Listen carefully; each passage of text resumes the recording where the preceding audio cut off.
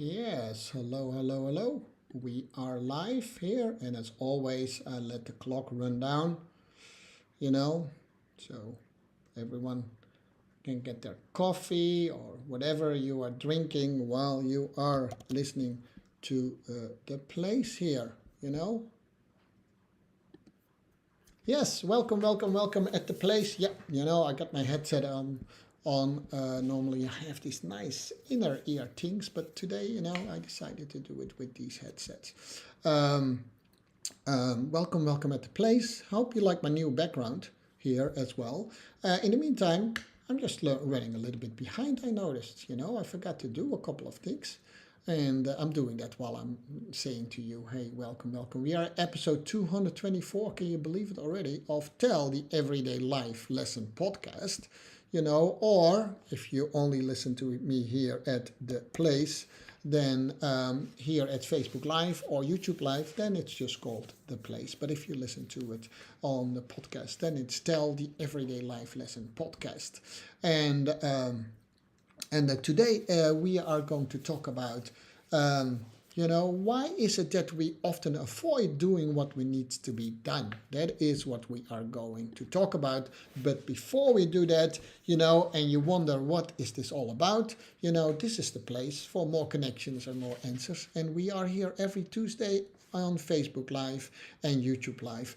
And that means 12 o'clock, Central Time in the US, or 7 o'clock European time, and every other time zone that is kind of in the same vicinity, so to speak. Now, before we go and dive into that, can I ask you maybe to, subscribe here on YouTube Live, my new, well, I say that for the last 8 weeks, I think, my new YouTube channel. Not so much for this episode, but you can actually see all my episodes of the place there. And last week we had it, for instance, about finding your purpose. And I think the one before that is I kind of debunked about learning styles and stuff like that.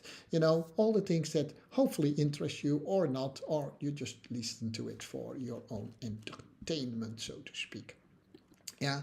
So now, without further ado, let's go first to what we are going to talk about today.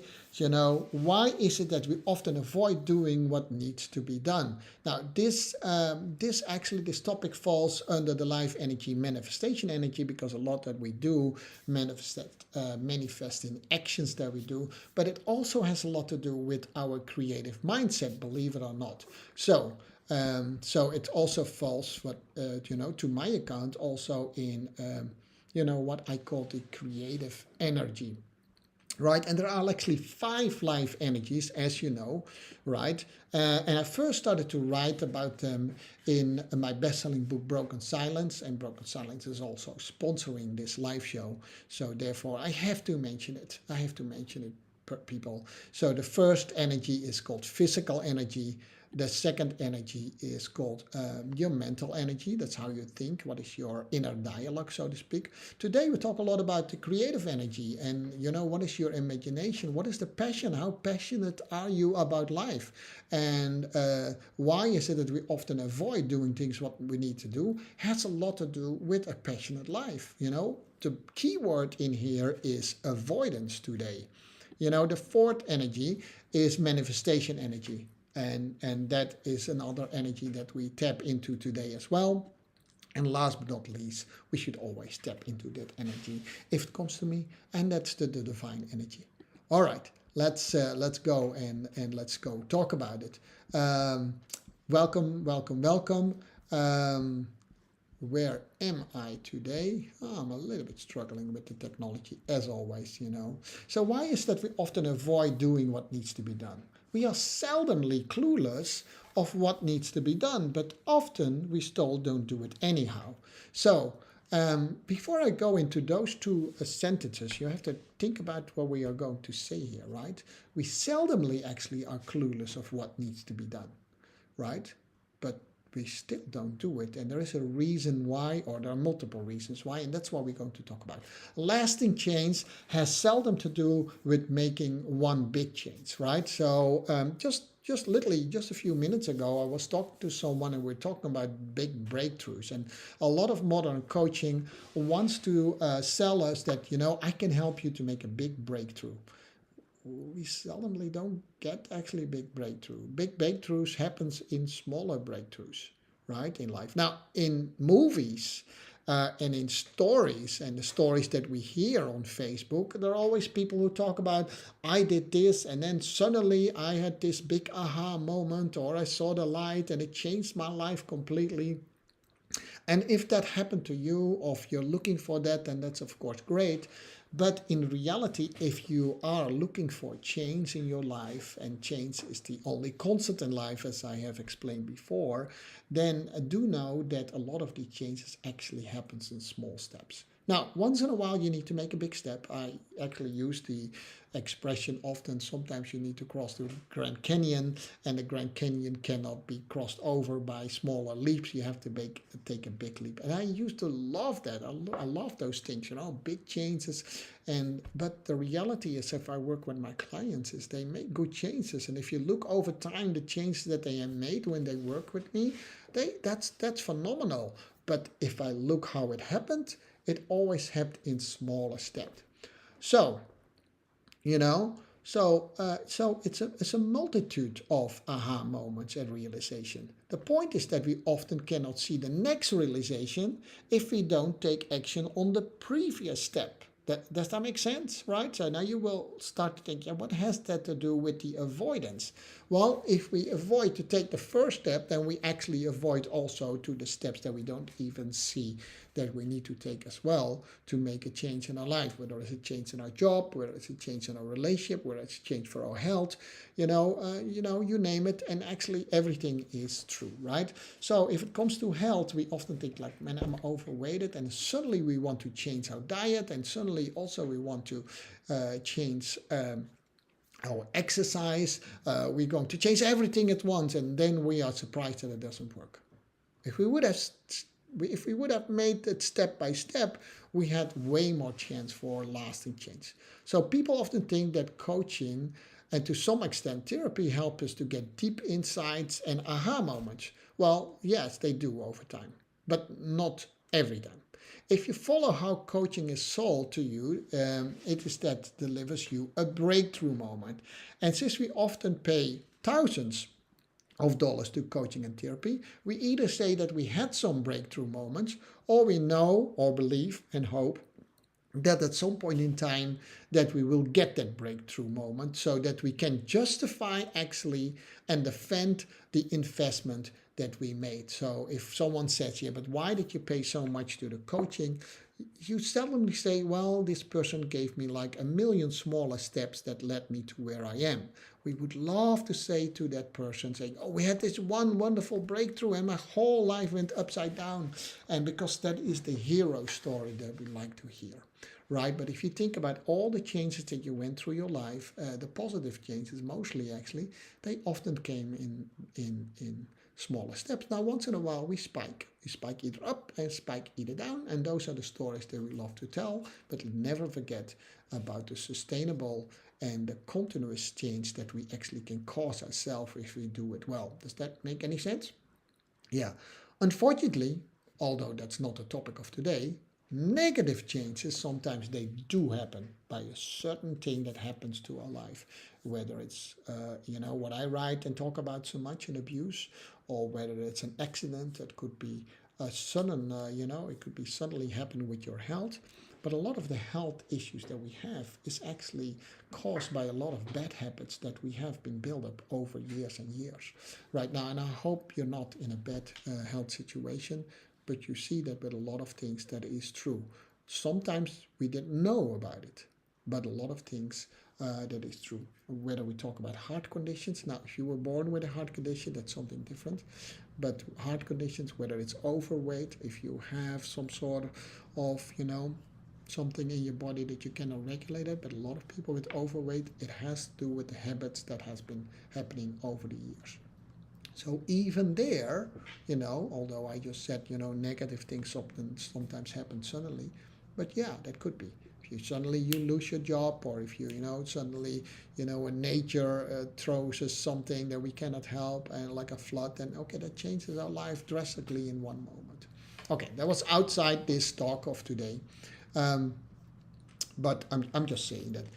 In the meantime, while you kind of pondering on what I just said, let me just check a little bit the questions that I have um, today, and if everyone is okay with me on a Facebook Live and so on. Right? Yeah, I think we are. We are nicely in Facebook Live. I see myself looking at the phone, which is not nice, but I should do that always a little bit, because today I'm alone. If you have a comment on Facebook or YouTube Live, just type it in and I'll bring you right into the show, at least your comment, right? I can see that right here. So if it comes to big changes in our life, we often think there is some sort of a miracle or a secret that we don't know yet.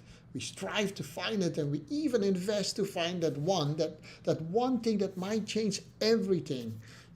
Again, this would be the Hollywood scenario, and I'm guilty. I'm guilty to the same thing, that I sometimes hope that if I buy this piece of software, if I read another book, if I take another course, then suddenly everything will change, right? So I do believe that sometimes. I want that, but do know that actually, whether it's in business, whether it's your health, whether it's in your relationship, it's the smallest change that lead to a big change. It is very seldomly that one big change that you make. We love to say that, but even the big changes that we talk about, they actually can be broken down in smaller ones. So don't get caught up in Hollywood stories. Although if you have followed this, the place, then you know that I'm a big fan of movies and stuff like that. I love hero stories, and I use it also in my coaching, seriously true. But I'm also very serious about these small steps that we take. So Hollywood hero stories are like that, and we love those. I love those. The reality is most of the time much different. We all often know what the solution of our problem is. In worst case, we are denying it, and in best case, we don't know how to do it, right?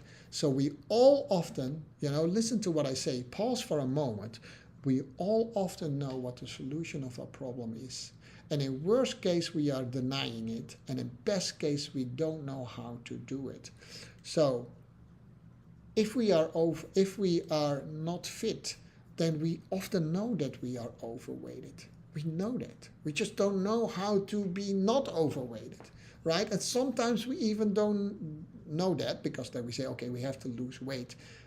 But how to do that and how to make sure that we stay with that, that's not always a good solution. So we sometimes keep doing what we know that we're doing. Maybe we have changed our diet and it helps a little bit. But the definition of insanity is keep doing what we're doing and hoping for a different result, right? So that is the honest truth. We often do know what the problem is. We often even know what the solution of the problem is, but we are often denying it, or we don't know how to do it. And in both cases, that's where we can find help. So either way, just becoming aware of the solution of our problem, which, like I said, we most of the time already are, that does not solve the problem itself. Are you not? Well, I'm one of those people, actually.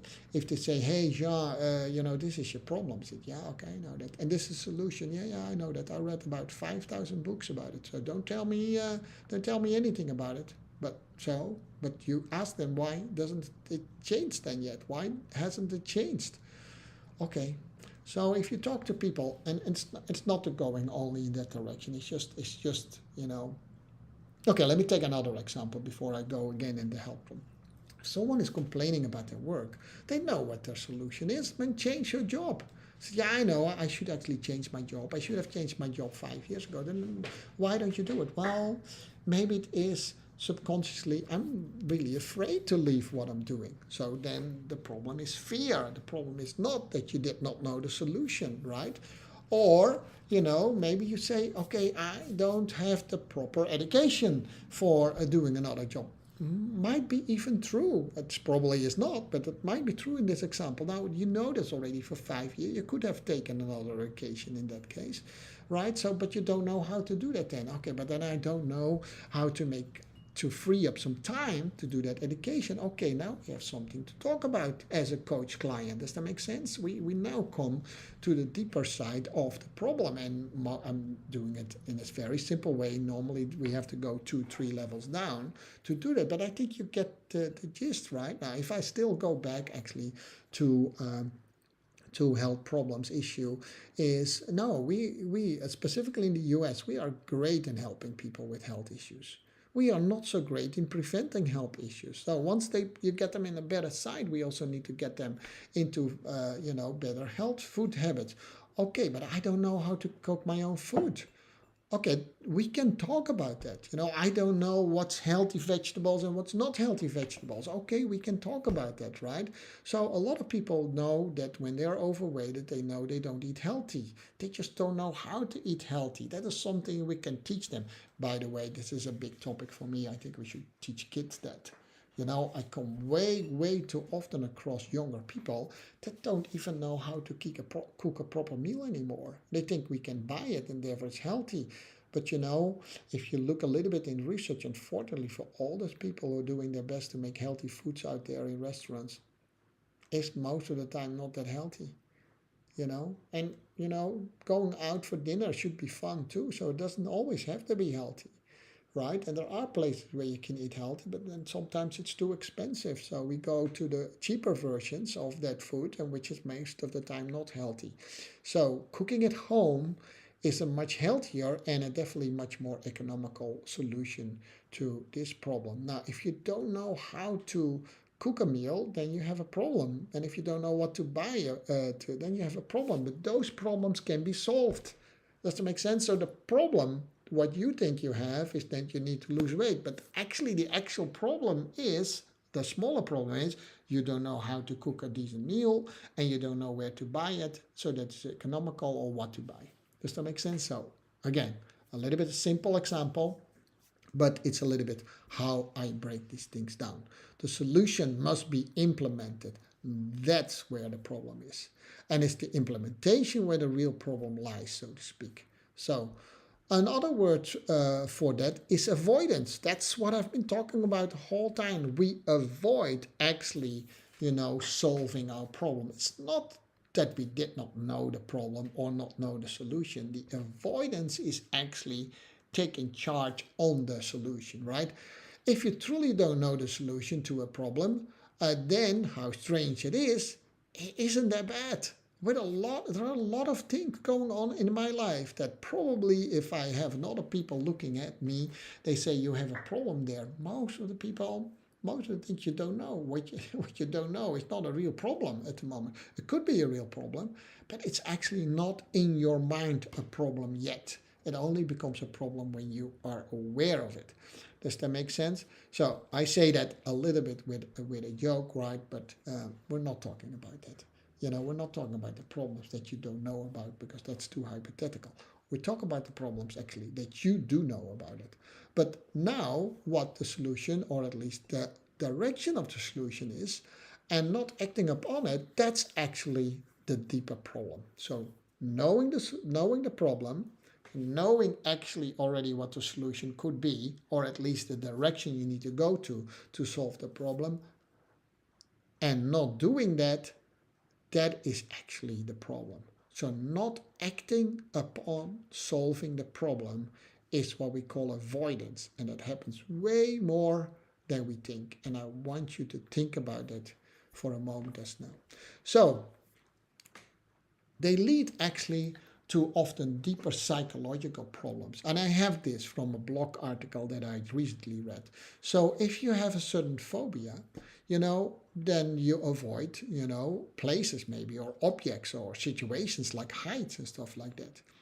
Now, okay, that helps. If you have a fear of heights, then don't climb any high towers, or don't go on a ladder. Now, to some point, that becomes very impractical, right? Now, fear of heights, if you live in Texas, you can get away with that. But if you are afraid of going to places, you might get, socially, a little bit isolated. So you have to attack that problem. But the fear can be so big that it becomes a phobia.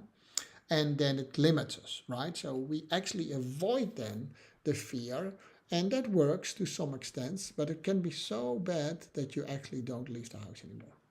Now, if you have some sort of panic disorders, then you avoid situations to avoid that fear in our body. Yeah, that happens too, and that could be that looks a little bit like the first one. But if you have OCD rituals, right, you constantly have to count, I don't know, the number of red cars that you see in on the street, and OCD could be anything. Could be, you have to always clean up a certain area or in a certain way. You have to do things in a certain order, right? So then you start to avoid the discomfort of breaking those rules. Those rules at some point in time came into your mind for a certain reason. I'm not going to talk about that now. But what we're going to avoid is trying to break those rules, and that is by just keeping them. And sometimes they become so many that actually our normal functioning is not there. I go a little bit deeper, and that has to do with PSTD, right? So to avoid, and that's definitely an area of my expertise where I help people, and specifically women, who had been through abusive situations. Um, the way to cope with it is actually to avoid situations where we actually got reminded of what we have been through. Now, that could be that you avoid, for instance, relationships altogether. It could be that you avoid intimacy altogether, or certain forms of intimacy altogether, right? Now, for some things that is not a big thing, but if you have too many, I can tell you, and everyone knows that actually already work with me, or you don't have to work with me, by the way, to know that is, you avoid relationships altogether, or you cannot go to a certain level of relationship. When you avoid intimacy, that could cause relationship problems and could also cause personal problems. So the avoidance of that problem is severe. I could say the same thing about depression. I can say the same thing about substance abuse. Substance abuse has often to do with avoiding to deal with emotional and physical pain, right? So one of the things that we get very quickly addicted on is painkillers. We don't want to deal with the pain, and therefore we take some medication. And I must say that could start super innocent, right? When I was about 23 years old, I had a car accident, and because of that, since that time, I at time have severe migraines. And in the beginning, I got this really heavy migraines tablets. Nowadays, I can just do it with much lighter ones, non-addictive ones. But at the beginning, they were severe ones, and it was a nice feeling to not have the migraine. Um, but I kept looking for solutions how to solve migraine, which means less screen time, which the last couple of weeks I was not so successful in. Maybe do some meditation or mindfulness, being more in the open air, in the fresh air. That helps, and get some other distractions. Help me with my migraine. I had to do these things, but I have to do some things. But I do say once in a while I pop some tablets because it's nicer, it's easier. And it's the easiness sometimes that makes us, addicted to these things. And it could be also an emotional pain where you went through so much, evil things in your life that you take some medication to not feel that, to numb that. But the point is that at some point in time you get addicted to those medications, and then you have a different problem, and the first problem hasn't been solved yet. All right, so avoidance gives us back a false sense of control or short-term solutions. In other words, it's an excellent short-term strategy. That's why a lot of people do it. Like, painkillers. It's an excellent short-term strategy. And for some people, unfortunately, it's the only strategy that you can do. But most of the people, they don't need that. There are other solutions that we can explore at least, right? And that's avoiding painful situations. It's about avoiding painful discussions and all these things. Yes, when you avoid them, let's say you want to speak up at work for some reason. Now, if you avoid that talk, then of course you don't have that anxiety of, whether the conversation will go well or not well. So we rather not do it. right? But does it solve the problem in the end? Actually, it doesn't. Sometimes it does, but then maybe the discussion in itself was maybe not that important to begin with, right? Do you all see that avoidance is all about control or giving ourselves a false sense of control? We all like control, and we all do, by the way, and we all hate uncertainty. One of the reasons what how we are wired, unfortunately, is that we need to believe that we have everything under control, and we try to minimize uncertainty. We all do that to some point, and in the coaching that I do, often, I said you need to start to learn how to embrace uncertainty, right? But that's not an easy thing, and I must say that I'm not always successful in it myself, and I'm probably in all areas of my life I'm not successful in it. But in many I am, and but still we all have a long way to go. By avoiding the things that we actually not like to do, that gives us discomfort, or it gives us fear, or it gives us anxiety, which is all in the same in this context all the same thing, right? So by avoiding that, we get a better feeling. So, and then we trade that in. We trade that better feeling in easily for the discomfort. It just doesn't solve the problems that we have. So if we don't speak up publicly or in difficult situations, then we don't have to deal with a judgment or conflict, right? So that's easy. If your job requires to do a presentation, and you know how to avoid that, then of course, you don't get a judgment whether you did a good or a bad presentation. Is that the best step for your career? Probably not. Yeah.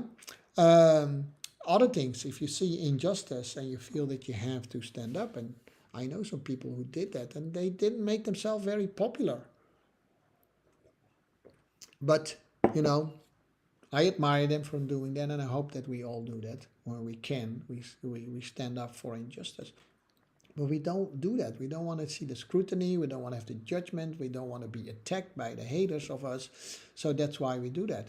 Don't do that. So if we postpone doing our taxes, we get a break of that anxiety. I do have that, by the way. Every year I think, man, I'll start, in January. In January comes, I start to do my taxes. And then by the time it's April 15, I still have to do my taxes, and I have to do them in the last 2 days, or sometimes I even have to ask if I can do it a few days later. And it's dumb. I have to do it anyhow. And I even remember that one year I thought, you know what, I just don't do it at all. I just hate taxes, with a passion. I don't do it at all. But it'll haunt you. It will haunt you because I wanted to start a business. I wanted to maybe need a loan or whatever, and that thing was still there. I had to I had to catch up um, with my taxes. So it doesn't help us. It's just that moment that I had. That, oh man, it's so good to not do the taxes. That was just for just a little while. It didn't even help anything, right? When we don't speak our feelings, in, for instance, in a relationship, we also don't have to deal with the embarrassment and rejections, or the anger that we think the other person has.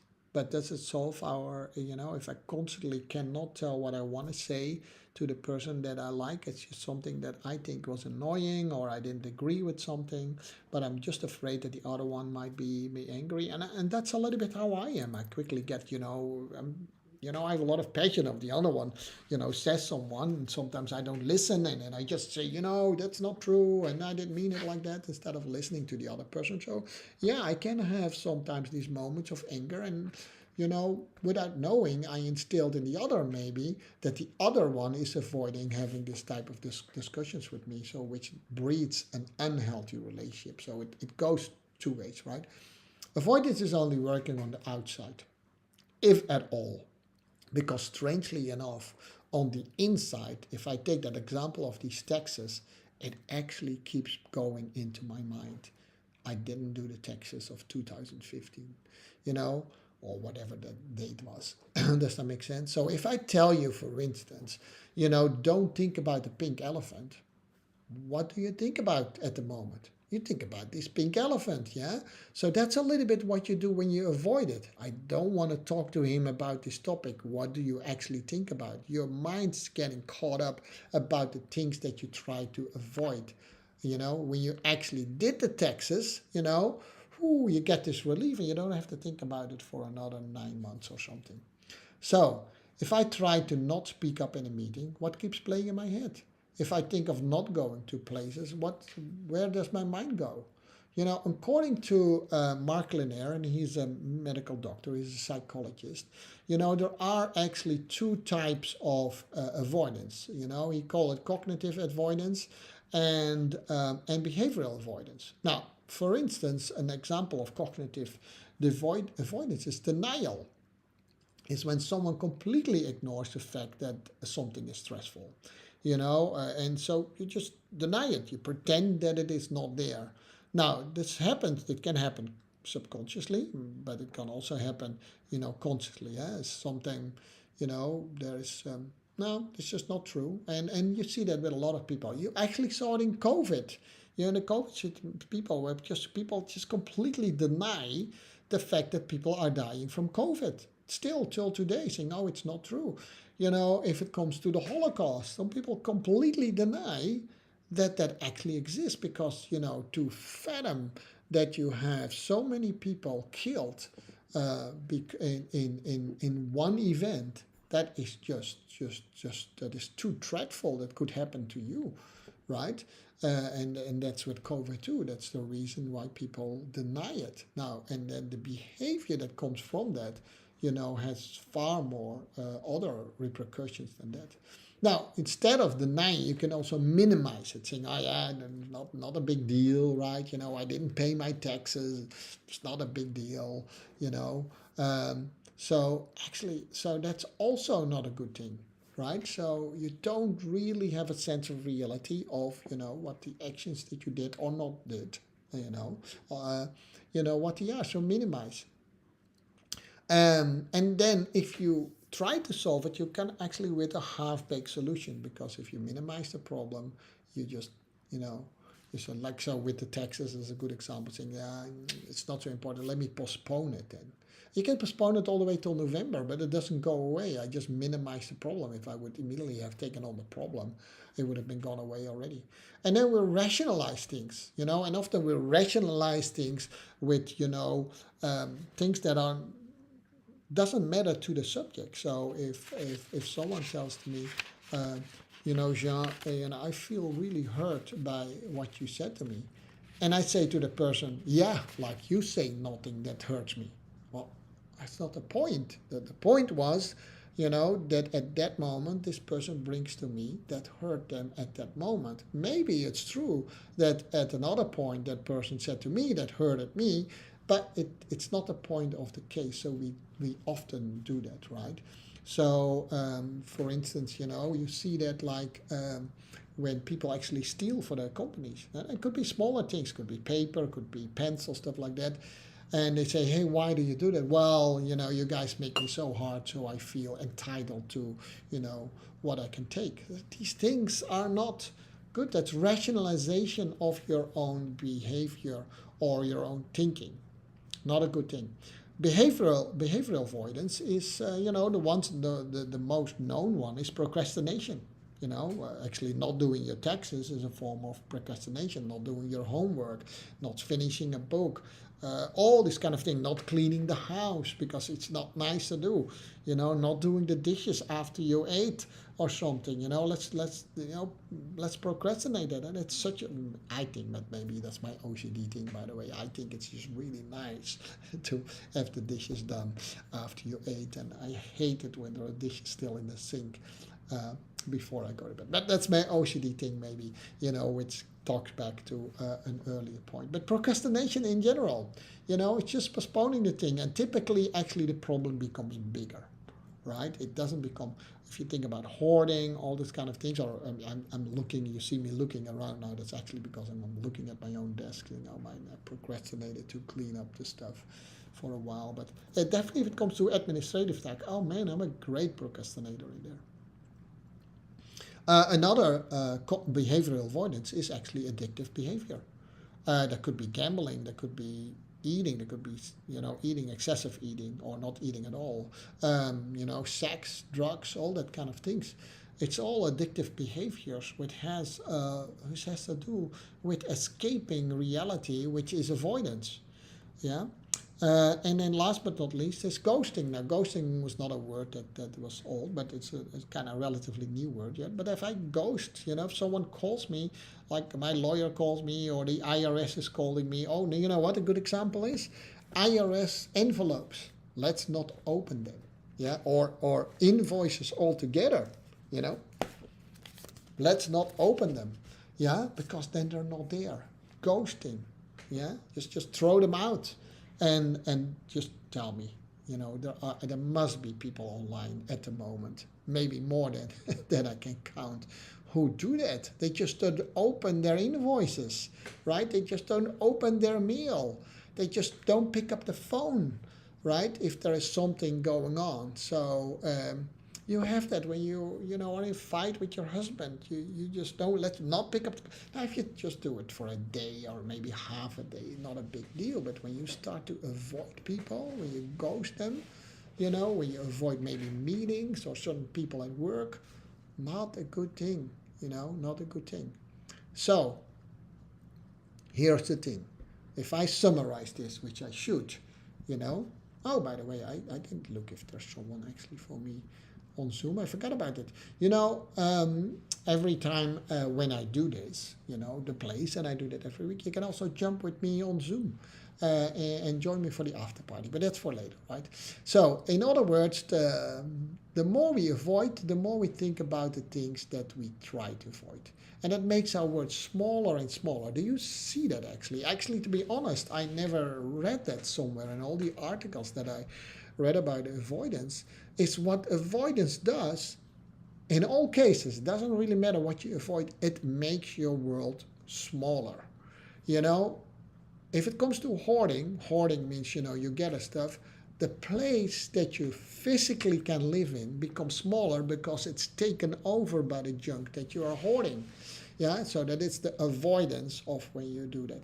If you have a phobia where you avoid places of height or maybe big squares or other places, you start to literally make your place smaller. If you avoid certain people, right? I had this example where someone say, I'm not going there because I don't want to meet my ex. Okay, that makes literally your living space smaller. If you don't want to talk to someone, your social outreach becomes smaller. So, all that avoidance in the end makes your world smaller. And it also causes, which I think is actually the most serious thing, is we start to try less new things. Because for new things, you sometimes need to meet new people.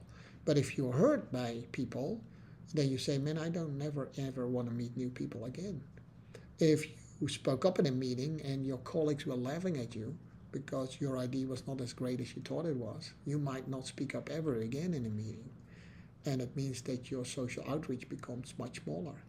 If you were hurt, because you have a phobia and you're afraid to cross a square or you're afraid of heights, you might not go and walk in the mountains or, go into nice places like Rome or Versailles or somewhere where you have nice squares that you can visit.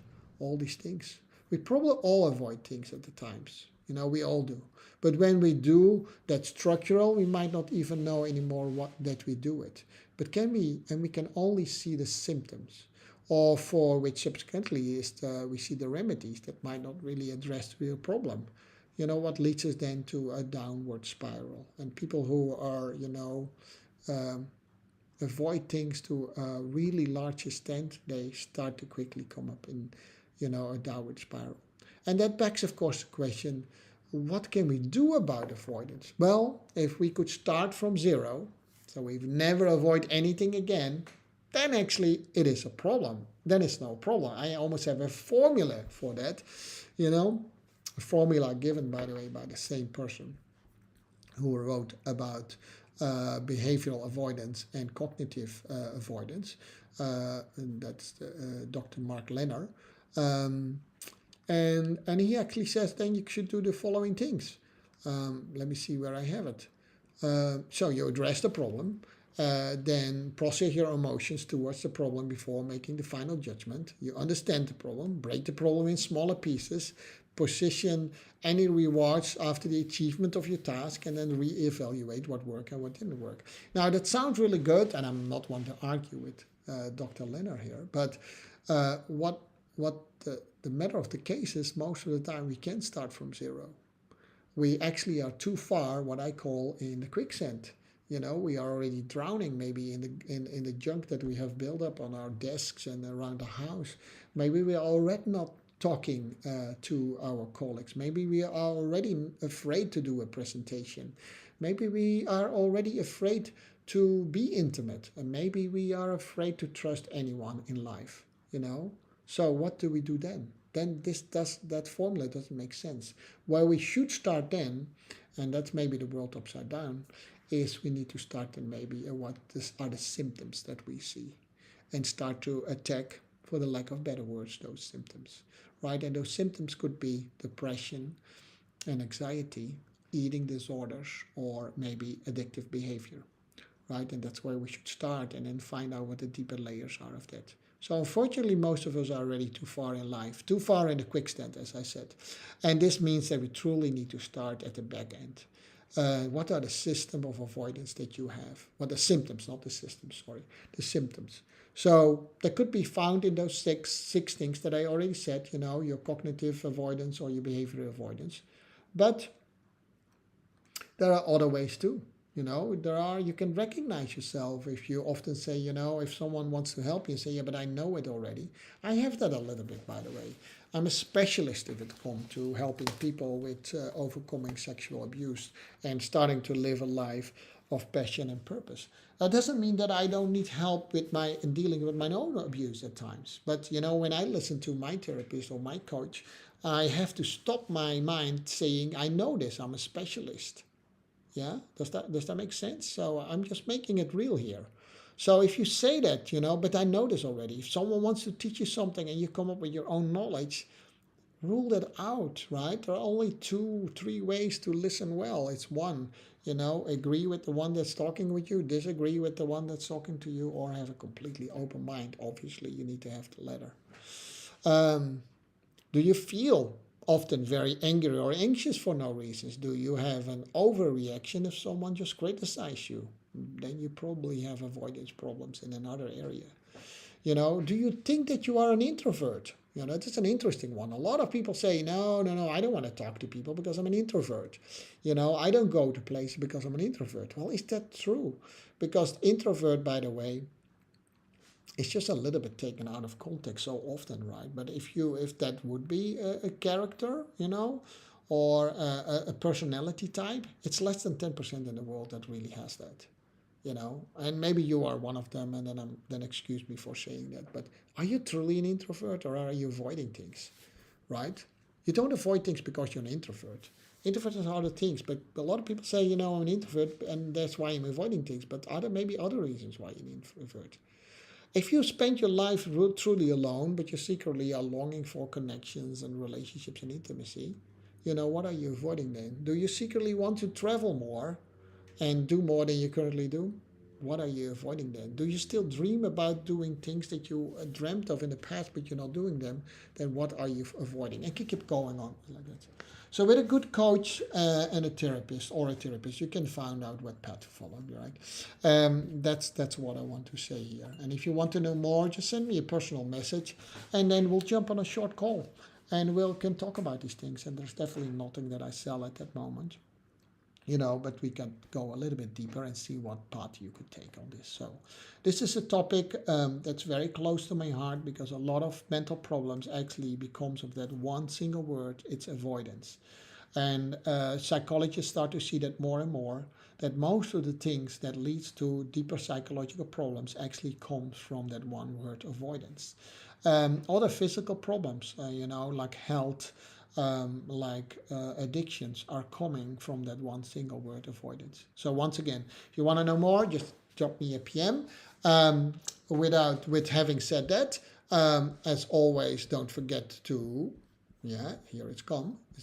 I'm a little bit late, been a little bit behind with my mouse is behaving weird. Yeah, here it is. Yeah, don't forget to subscribe on my YouTube channel. And having said that, I'll wish you a good rest of the week, and I hope to see you back next time with a new episode of The Place every day, not every day, every week, Tuesday, 12 o'clock in Dallas, 7 o'clock in Europe.